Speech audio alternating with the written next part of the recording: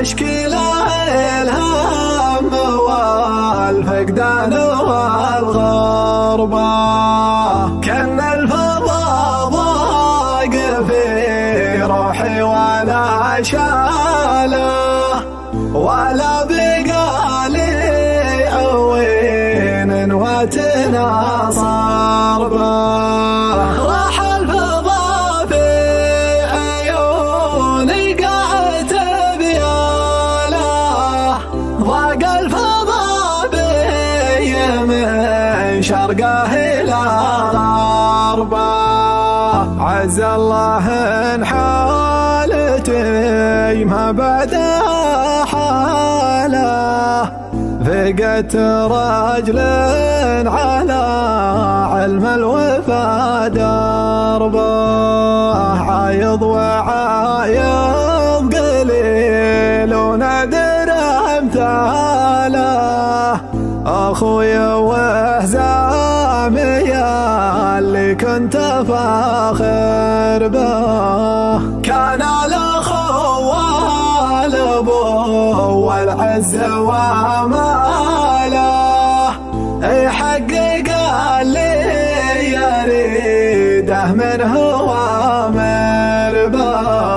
يا خويا فرقك هز الدار وجباله، واهتز قلبي وهمي لو ما اجهر به، دموع عيني على الخدين هماله، ما بقى لي على الوقت تصبر به. عز الله ان الاخو ما يعوض بداله، لا من بعيد البشر ولا من القربة، والله مفارق اغلى الناس يبكاله، والقلب يبكي لمن يغليه ويحبه،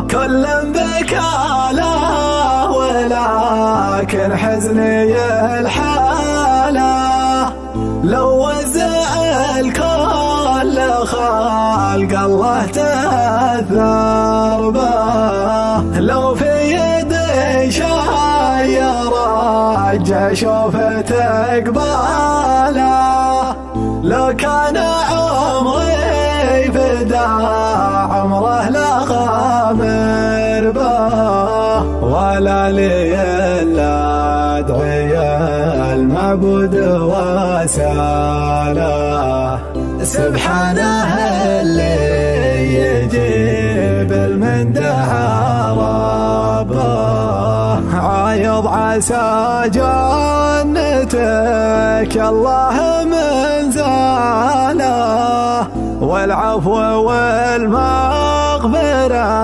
يا فارج الكربة.